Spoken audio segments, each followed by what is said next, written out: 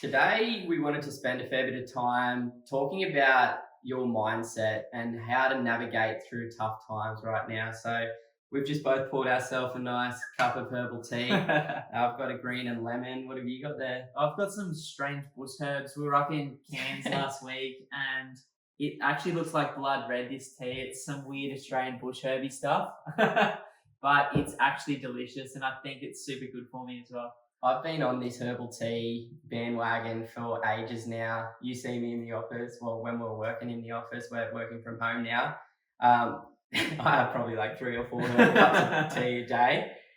It just makes me feel good inside. And I find sometimes when I drink coffee, it can make me feel a little bit like heavy in the stomach. But when I drink herbal tea, I just feel as though it gives me like a fresh burst of energy. It clears my mind and it clears my body as well. And it's really been a positive impact. So I guess that's one thing.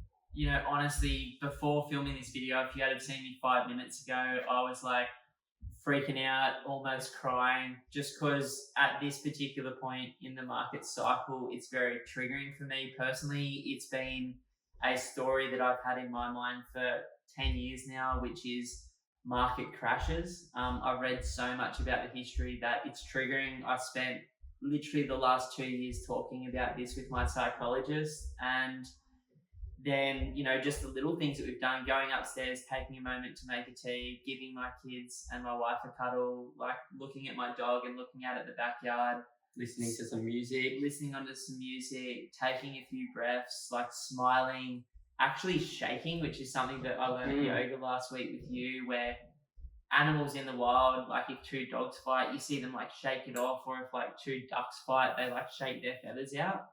And doing that has been very helpful to just let go of the stuff in my body, and it's almost like I feel like a new person from 5 minutes ago now. Definitely. So we're going to talk about a lot. We're going to talk about journaling and reflection. We're going to talk about gratitude, meditation, and a whole bunch of different things. Now, myself personally, I've been working on my mindset for a little over 3 years now. I've incorporated a lot of meditation, and as everything, it ebbs and flows. Sometimes I'm all in, sometimes I'm a little bit lazy, which is fine. So we're going to talk a lot, and it's just really important to understand that your mind is a very interesting organ. Your brain is a very interesting organ. Organ. I've never heard anyone call the brain an organ, but I'm not sure if it is one or not. I'm just laughing to all like, we work with heaps of doctors, heaps of nurses, and I'm They're like, going to tell me organ. the brain is interesting, is what we're getting at. So, like, it's just important to implement little things to make sure that you are aware of the triggers that set you off and send you down the rabbit hole of those stories that may or may not exist. But the one thing that we can control right now, I read this amazing quote from Russell Brand actually, and he said, "You can't change what's happened, but you can change how you react to what has happened." And this is so powerful for myself because I can't change what's happening in the world right now. Ben can't change it. You can't change it. It's very important to understand that, you know, these things are terrible. It isn't ideal. Nobody wants this to happen. And the only thing that's in our power right now is to work through how we deal with what's happening within ourselves. So let's break that down for people. Like, you and I have a lot of habits that keep us in flow, and you actually sent me a really good podcast a few months ago. It was Jay Shetty and someone else talking about, what was it called? Like habits of highly successful people. Yeah, the habits of high performing people. High performing. Now, that's a great place to start for your mindset as well. Jay Shetty, he's a podcaster and produces lots of amazing content. So go and listen to some of his stuff. He's even done a few videos on how to deal with turbulent times at the moment right now. You know, that video and podcast was just interesting because people like you and people like me who obviously don't want the normal life, and the reason you're following us and the reason we're putting this content out is because we want to achieve financial freedom. And more than ever, I am motivated to achieve it because I never want to feel this way again. When the next GFC comes, I don't want you to feel sick about losing your job. I don't want you to think about how you're going to pay your mortgage. I don't want you to think about the financial downside. I want you to thrive. I want you to have choices. And this is where this content is 100% coming from for us. And it has given me a spark of motivation. But in that podcast, he talked about the flow that people sit in. And there's a lot of things that Simon and I do religiously, and I'm sure you do as well, to maintain that flow. Because if you want to achieve something great, which is not being on the pension at 70 years of age and financially free at 30, 40, 50, 60, then you're going to have to perform at a different level to other people. And to do that consistently, maintaining a space is, where I'm coming from. And what's obviously the reality right now is you're going to be forced to spend a lot of time alone. If we go into lockdown, and most people believe that that's going to be a reality within the next 1 to 2 weeks. By the time this podcast release, it may even be reality. So you're going to be spending time alone, and a lot of people don't like to be alone, which I used to hate it. Like, I've always been a person, when I was younger, I used to feel as though I got my energy from other people in social circumstances. And when I was alone, it wasn't that I got depressed, it just I got bored. So I've actually had to learn how to love myself and how to spend time with myself. And a lot of these things that we're going to go through right now were some of the things that helped me overcome that hurdle and start to feel more free within myself. For me personally, like, I struggle with the exact same thing. Because I've got a wife, 3 young kids, a dog and a cat, all inside the home. I don't feel like I actually ever get any time to be alone at all. And my wife and I laugh, like, we went out for breakfast the other morning for like an hour in Cairns before all this lockdown stuff, and that hour felt like I'd been away for 2 days of how refreshed I came back, because I am never alone, and that's something that I struggle with. I do fill my time with stuff, and I'm sure a lot of you guys can vibe on and relate to that as well. Exactly, and it's cool to get a couple of different perspectives. Me being somebody that does spend a lot of time alone, which is a lot of people that we're talking to, and yourself, a family man that has a busy household and has lots of chores to do with the family and things like that. I guess it's not a chore, is it? I've got hell gardening to do as well. I'm just looking outside now. We're almost finished out the back, and a thing for me is presence. So, I might not be alone, but I am attempting to be as present as I can through this period and in my life. And one thing that I'm so excited to start, we've just planned in some veggie patches. We need to, if Bunnings is still open next week, go there and grab some veggies. I've got all these beautiful plants that I'm going to hedge and trees that I'm going to cultivate, and that feels exciting to me. That will be where I nurture myself, in nature. And you've found that since moving into this house. You've obviously owned and lived in lots of houses with lots of gardens, but that's only something that you've really figured out now. And I think if you don't have those activities or hobbies in your life where you can be 100% present, I think it's really important to go out and find it, because even if it is only for half an hour or an hour, to just be 100% in the moment, focusing on nothing but the task at hand is so freeing. So freeing. I apologize. There's some trades out the back at the moment, and my kids are upstairs, and my wife obviously we're in isolation at the moment too. So there's going to be some background noise that comes through this one today.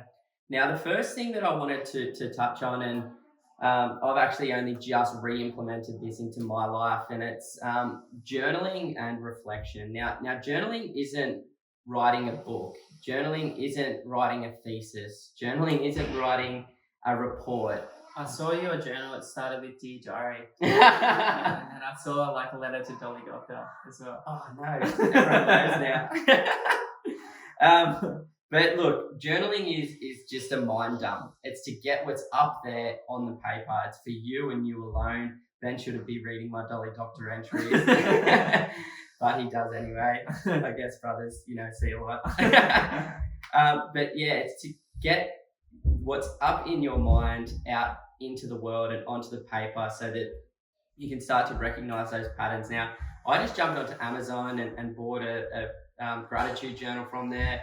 You may be able to get it from Kmart, from the local bookstore, all over the place. If you don't want to buy it or you can't get it delivered, there's so many templates that you can follow online. It's super easy, but basically where my journaling starts, it's a morning entry and a night entry.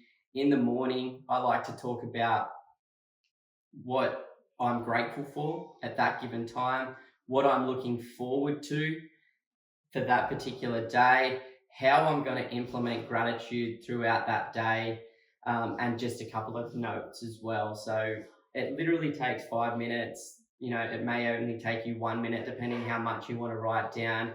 Take as little or as much time as you can, but get some positive things down on that piece of paper and focus on the good things. Then with your night entries, it's really important.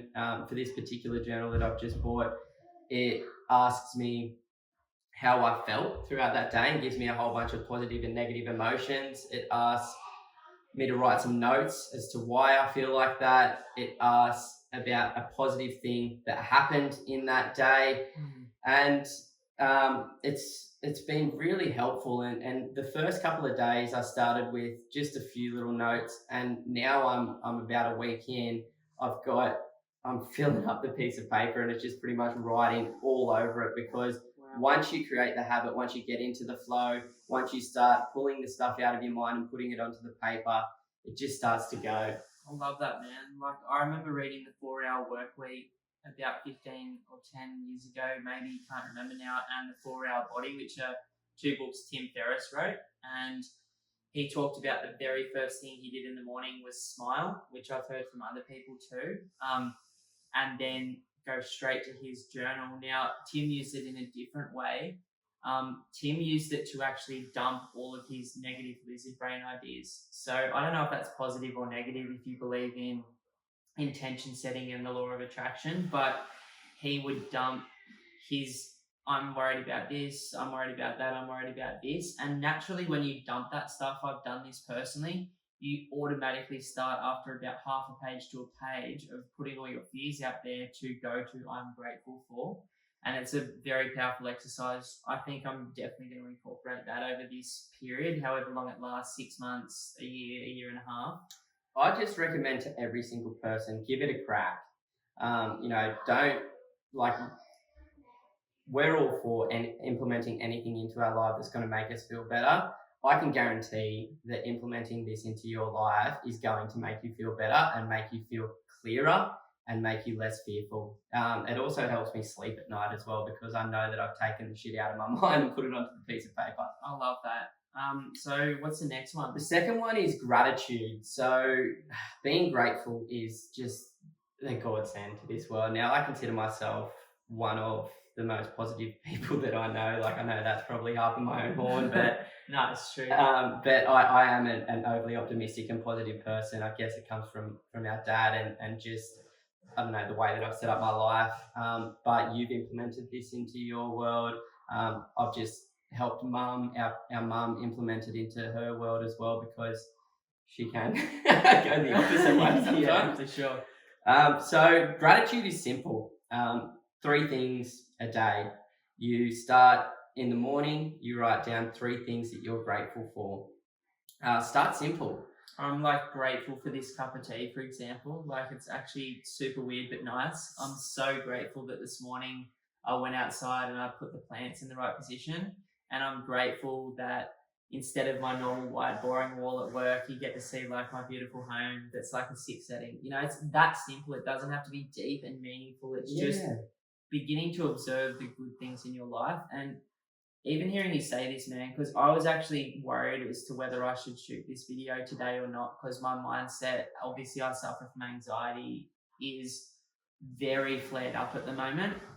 And I was like, do I even have anything to say that's like going to help anyone else? But I've stopped being grateful in the last week because I've been overly flared up with my anxiety. And I'm sure a lot of other people have forgotten. And this video isn't so much about you need to do all these things. It's just remembering gratitude is a daily part of, like, I normally do my gratitude before I even start my day and when I finish it too. And those little things that keep you in flow. Like you for some reason, the worse your anxiety or your depression or your financial situation gets or your health situation gets, the less you stop implementing the things that make you feel good. So this video is really going to be a list of those things that can make you feel good, and then you're going to have to be very aware of practicing them, probably more now than ever.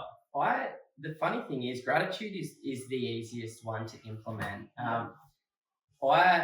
At one point in my life, I finished the gratitude book, and I was in limbo. I didn't have anything to write on. Obviously, I had plenty of things to write it on.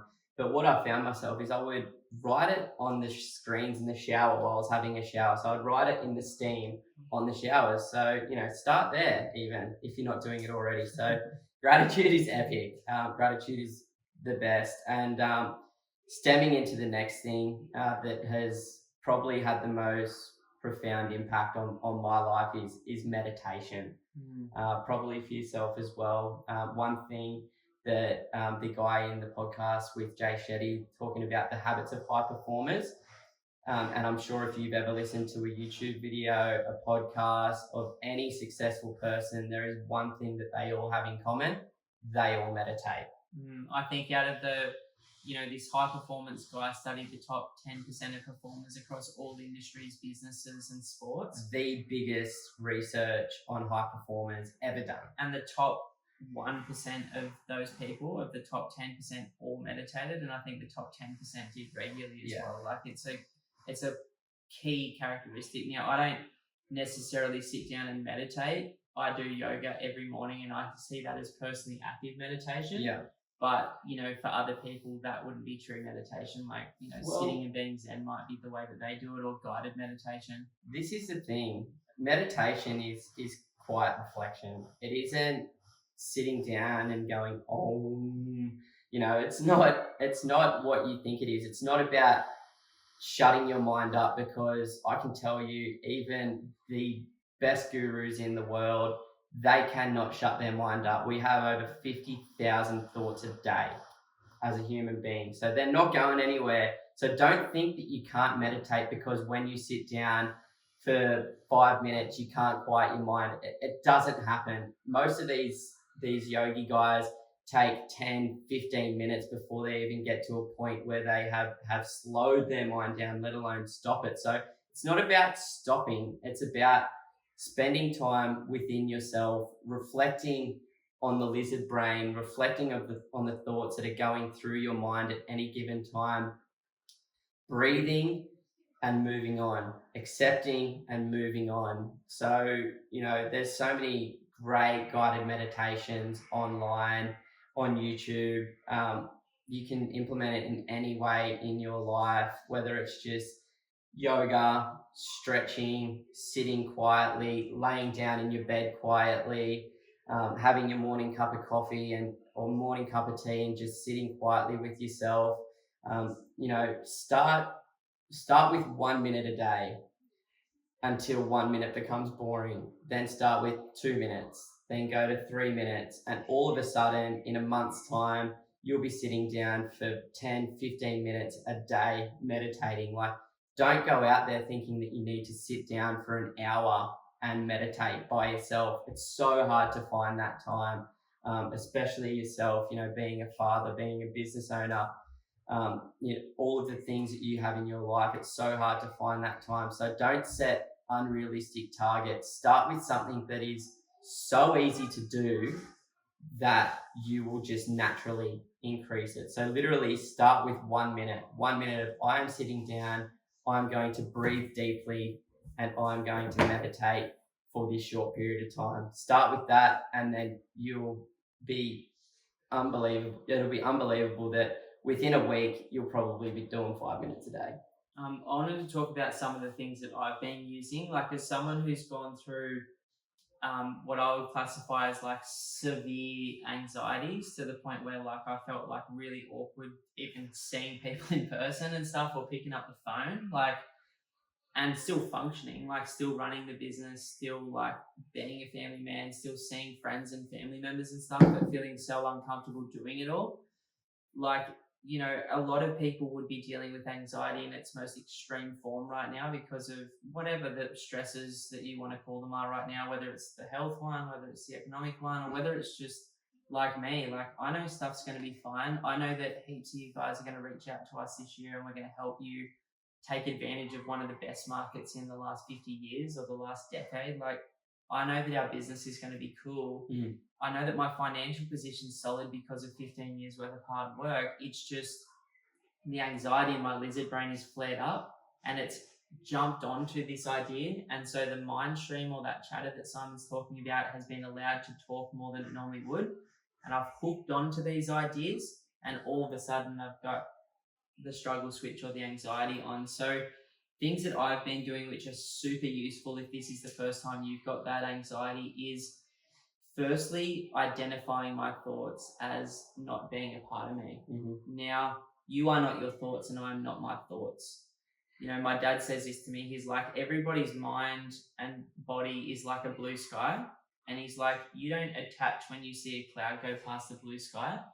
And your mind is a blue sky and thoughts are clouds. Just let them pass. So what I keep doing now is when I keep having thoughts, I'm either doing one of three things. I'm saying, rather than attaching to the thought, I'm going, that's the financial collapse thought, or that's the market crash thought. Now, I've had that thought for 5 years. Like, I probably might always have that as a background default thought because I follow this stuff so regularly, and markets ebb and flow every 7 years. It's going to be a reality for all of us. This market, if you're 30 years of age, you'll probably experience another 10 times in your life. You know what I mean? This is so common, and we've talked about that in the last podcast, but I go, this is the market crash thought, or this is the I'm thinking about work too much thought. And then the next thing I do, if, because these things aren't effective in neutralizing thoughts, they're called diffusion techniques, and they're about, instead of attaching to it and hooking on, just letting it pass. The next thing I do is I thank my mind for it. And I'm like, thank you, mind.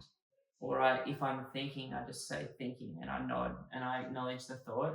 The next thing that I do is what Simon talked about before, is acceptance. Now, I can't control this environment, and neither can you. No matter how much information you consume, no matter how much you freak out and lose sleep over everything you're thinking right now, you've got no control. The things you can control are things we're going to talk about in coming videos and podcasts: reducing your expenses, improving your level of happiness and your mindset, looking after yourself physically, and taking advantage of the current market if you're in a financial position to buy when other people are scared. But you can't control the virus. You can't control the economic environment. It's going to be what it's going to be. But know that the government's doing everything it can around the world to figure it out.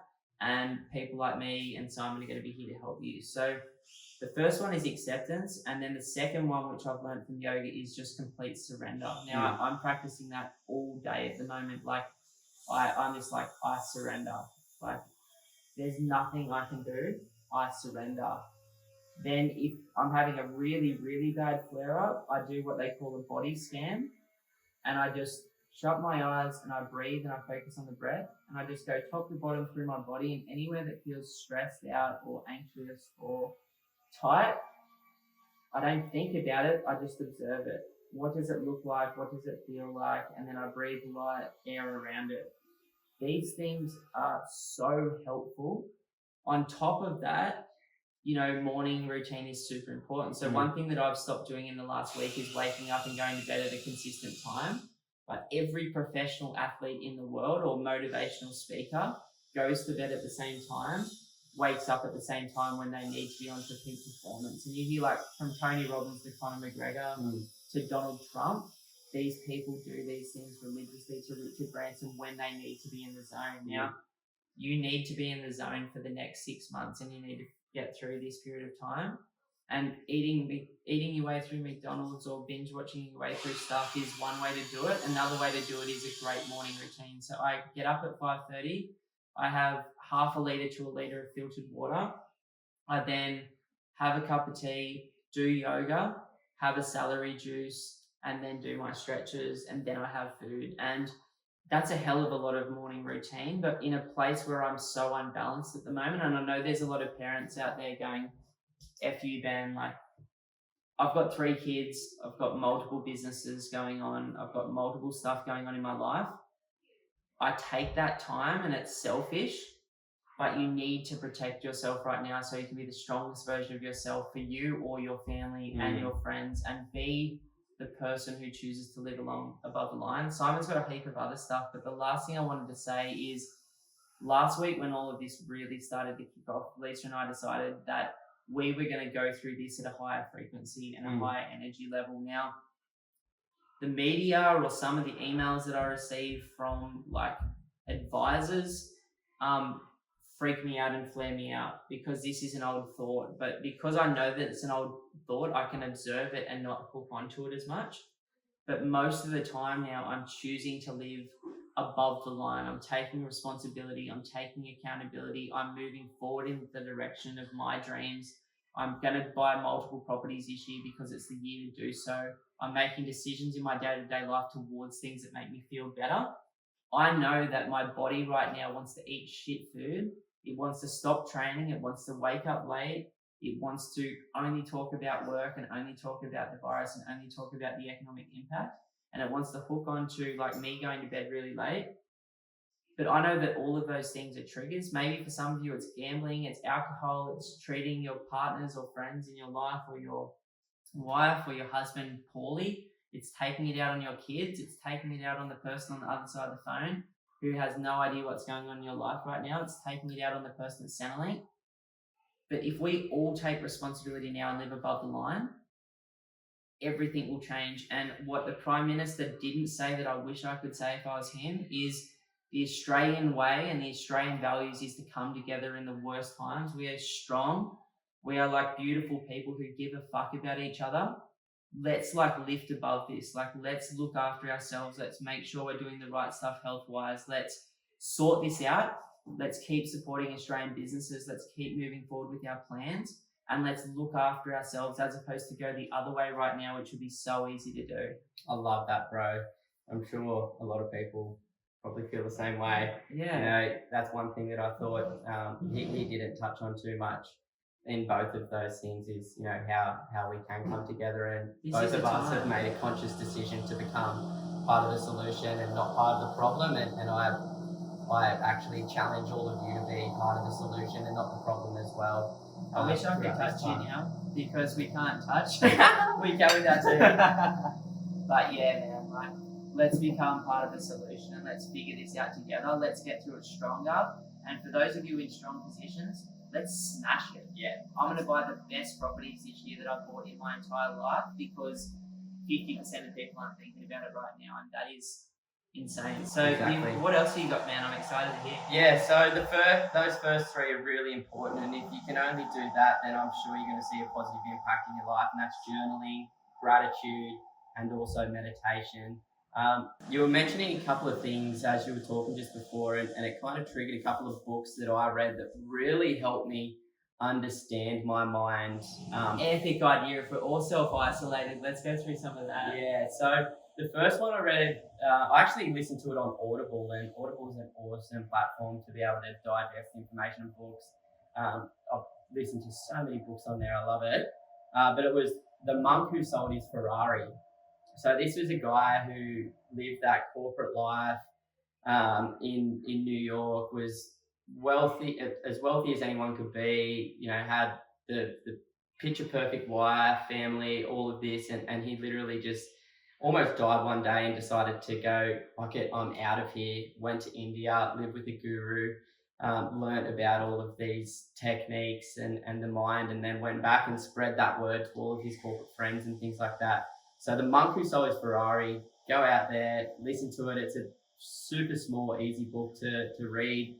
Got so much value out of that. I think, did you end up reading that one? Got it. It sounds epic. Yeah, you got to read that one. That's a really cool one.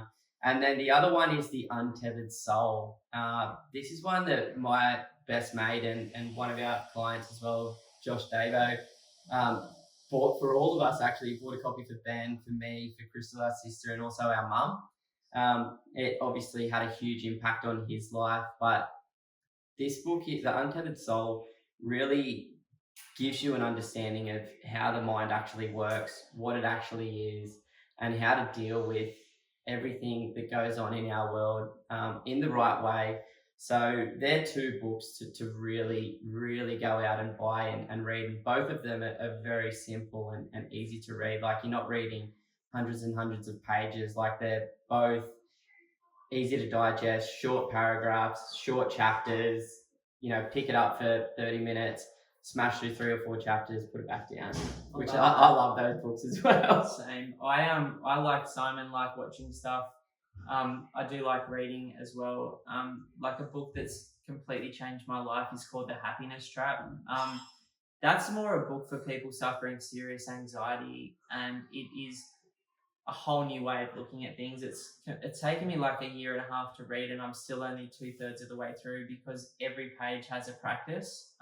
Rather than just read through the practices, I just read to the next one, try that for a couple of weeks, and so that's why so many of those things that I do now are just constantly part of my day-to-day way that I operate with my brain. The most impactful thing that's helped me from like a soul level and a heart level in the last couple of years or the last year was when my wife got me onto the Oprah Super Soul podcast. Oh, yeah.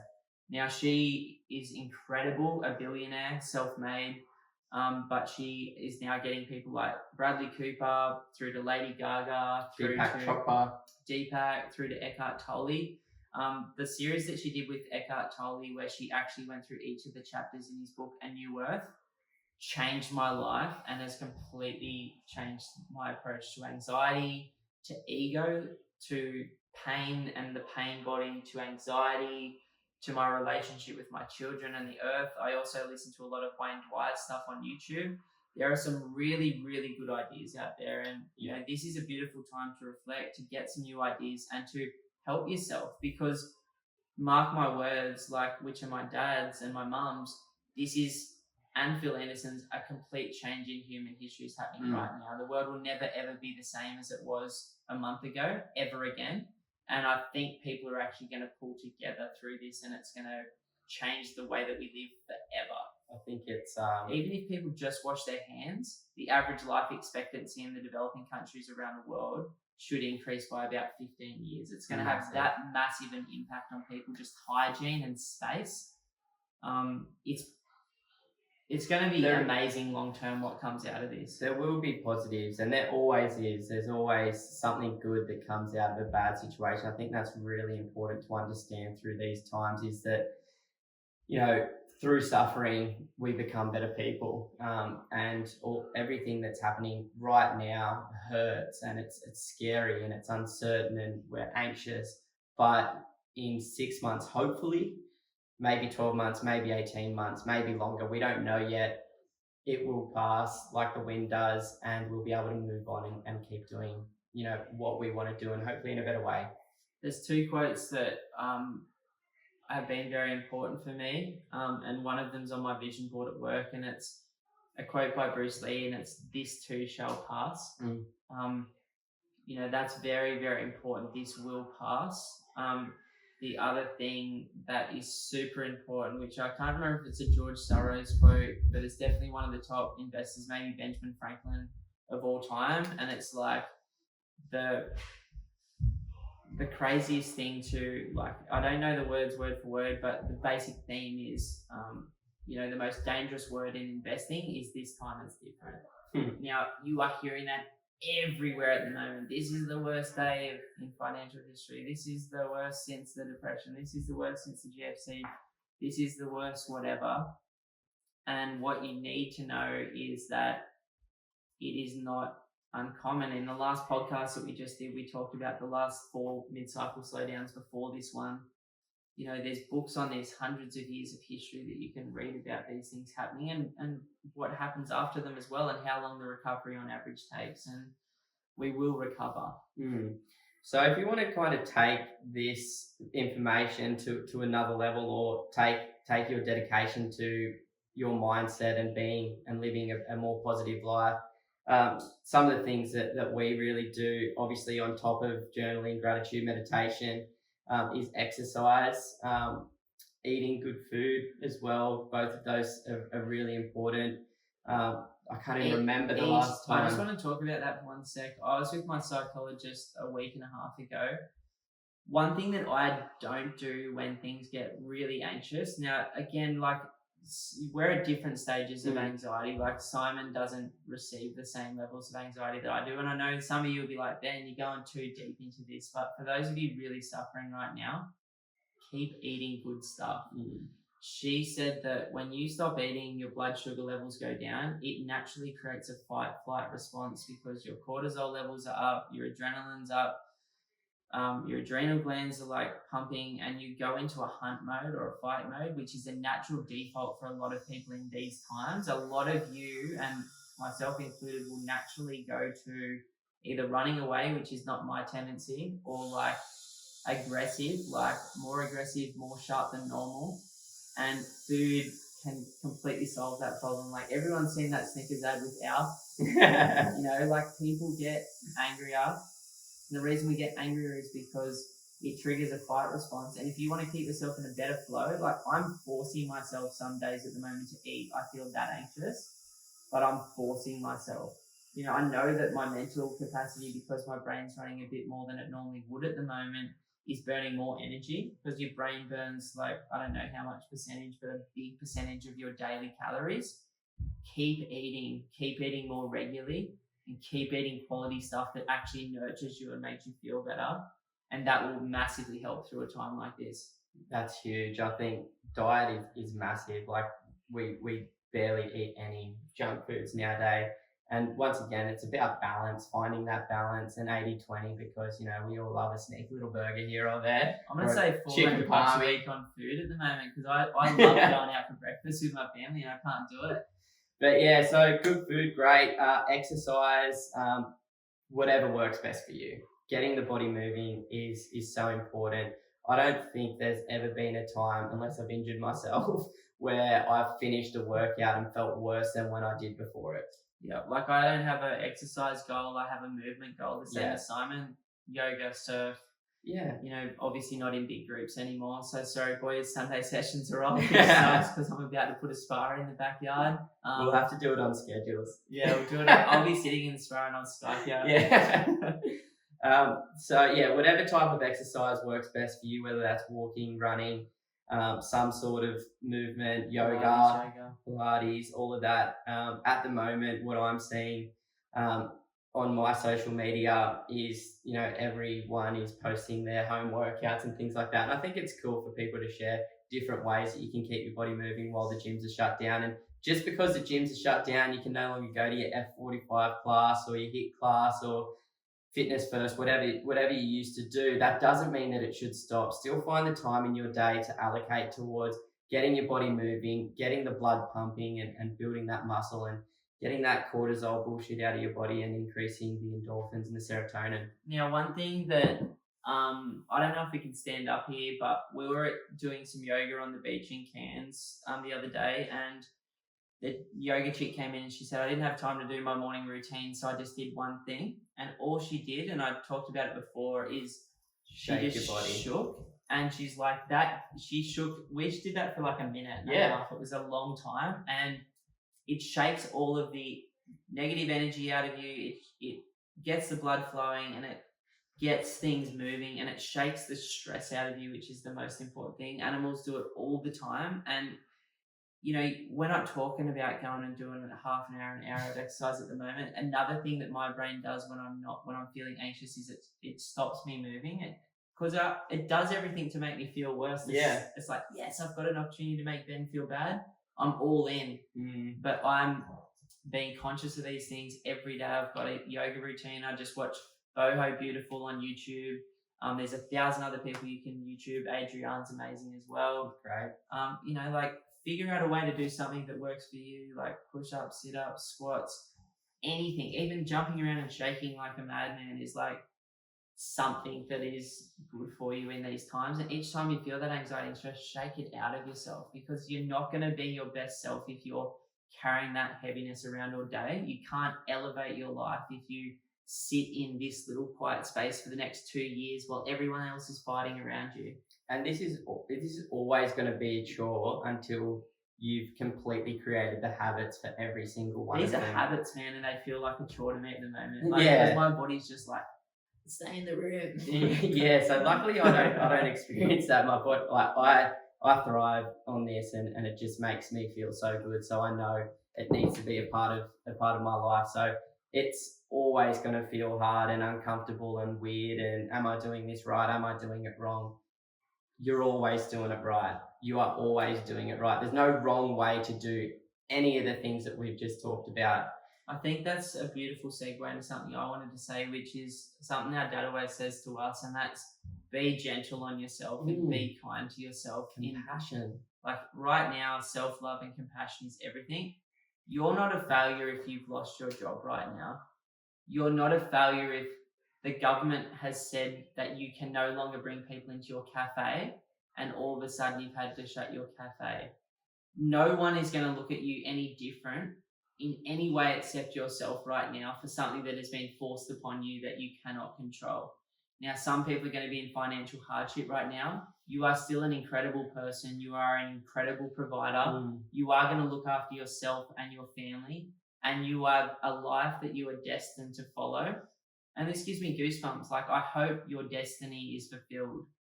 Like, I hope that you get the opportunity to recover from this. And I hope you use this opportunity to completely set yourself and your family up, because being kind through this time when like there's so much negativity is absolutely vital to stay the course. Definitely.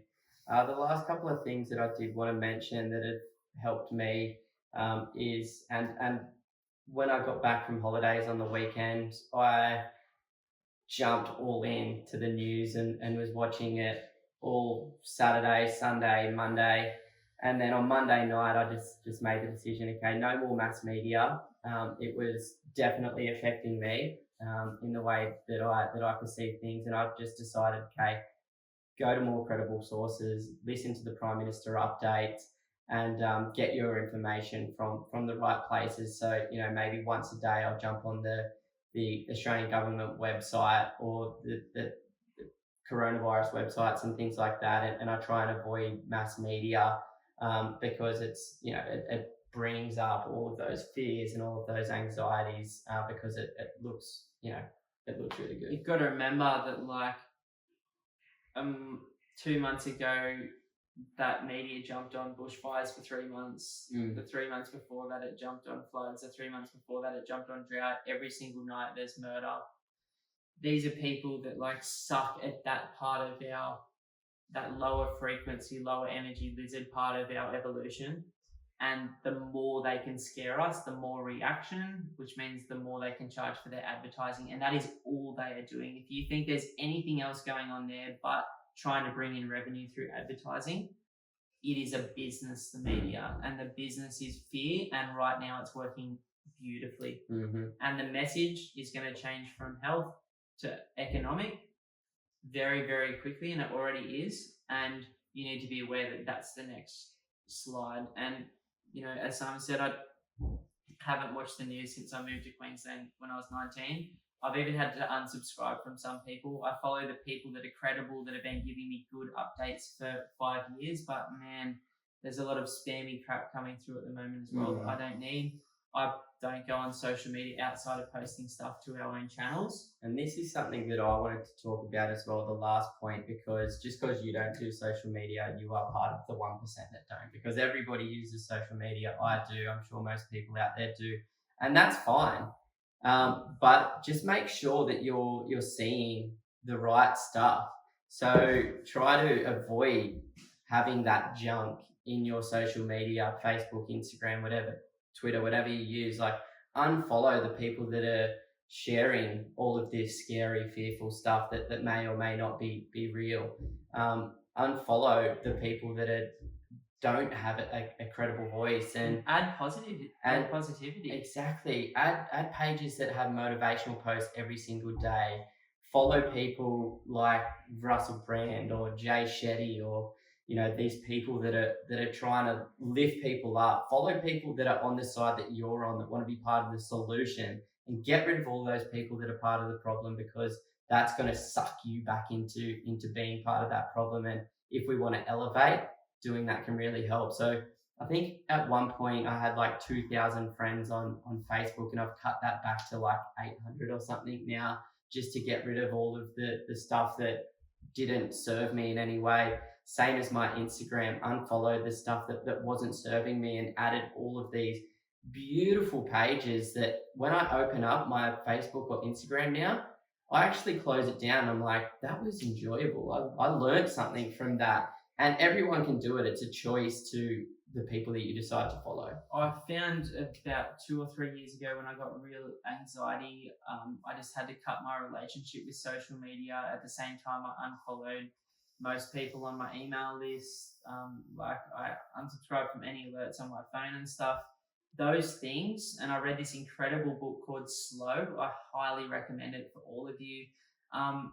Creating that space where I like leave my work phone at work, where I leave my home phone in the car, I don't bring it into my home anymore. Like these little things, I know they sound extreme, like, and I know that, you know, that is not normal. Like there's not a single friend that I have. I know it's actually damaging to some of my relationships too, because I'm just not available in the way that I used to be anymore. And that sucks, but I would prefer to be a little bit less available and not constantly triggered than the way that I was feeling back then. And, you know, the alerts, they're triggers. Like the wrong type of media coming through your feed can be a trigger for people that are suffering mild to severe anxiety. Sometimes I found that one little trigger could hook me into a thought if I wasn't conscious, and I could end up fucking up my day. And I want more days where I'm moving towards my values. And as Simon said, like now is an opportunity to live your highest and best life and do the things that serve you. And we want to bring the vibe up. Like we want this to be a thriving time. We want you to use this as reflection, to grow, to add some of these things that have changed our life. Like I was that fucking mum. Yeah. I was only chasing money for 10 years. I was cutting whatever, like doing whatever I needed to do to achieve financial freedom. I was like interested in things that once I achieved them weren't purposeful. Like I was that guy that was chasing 40 different goals a year and pissed off if I didn't hit 39. Like that A-type personality that is just so focused was me. Like I was prepared to do whatever I needed to do to achieve my goals. And then when I achieved them and I still wasn't happy, rather than continue to pursue more, all of these things started to come in place. And I can say, like, I had this moment 3 years ago where I was sitting around a fire and I said, I feel like dust. Like, I feel like empty. I feel hollow. Like, I don't know who I am. Nothing brings me joy. All I was doing at that time was making money and working 80 or 90 hours a week. And I didn't even know what I enjoyed anymore. But from taking a step back, from making better decisions, now I've got all these hobbies. I've got a life filled with way more people than I had at that time. And I've got a life that I'm grateful for, that despite how I feel, I'm excited about the next moment, excited to wake up tomorrow. This is a journey, whether you're already here or you're starting this stuff, that will change your life in every way. And you won't be able to help but be fit, have a good mindset, have great relationships. You'll have a much better relationship with your wife and your kids. You'll work less. You'll earn more. You will end up being financially free, because if you're on that frequency, the world just moves mountains to help you get to where you want to be. It all starts from within. Every single successful person out there, it always starts from the journey within. And until you can get on top of that and get yourself into the best, most positive place that you can be. And yes, there's still down days. Yes, there's still tough times. But if you can implement these things so that you can be more aware of what you're putting into your body, what you're putting out into the world, as Ben said, the world will move mountains for you, and you'll become in this flow state, and you'll just start kicking goals without even knowing that you set them. You know, once you start creating space in your life for emptiness without trying to fill it up, and one of the best quotes on my wall at the moment is from Bruce Lee. It's about the daily decrease, not the daily increase. Hack away at the unessential. By creating these spaces, like for me, not working Fridays in the last 3 years, I'll be working Fridays to help you guys out in the next year or half a year, but I have created space to find what I value, to let go of the things that I thought I needed to do that I don't, and to follow my truth. And, you know, I can't wait to keep just bringing this vibe to you guys, and I can't wait for you to send it back. I can't wait to work with heaps of you guys this year. I can't wait to buy you an incredible property. If that's something you're interested in, jump over to www.pumpedonproperty.com, book a free strategy session in with myself or Simon. They're booking out ridiculously fast at the moment. So if that's you and you can't get onto us, just hit us up via email and we'll find some time. We can't wait to be a part of your 15-year journey. We can't wait to be that mentor, coach, person to help you get educated, help you get a plan in place, and to absolutely take advantage. Like I was saying a few weeks ago, some people are still fighting over toilet paper. There'll be fights in centre leak lines. Let those people do that, and you set up yourself while everyone's worried about that right now. Exactly. Well, thanks so much for listening, guys, and tuning back in. There's some of the tools and tricks that we use, and it's had a profound impact on my life. It's had a profound impact on your life. So many of our friends, and I think if you haven't implemented one or a few of them, that's your job.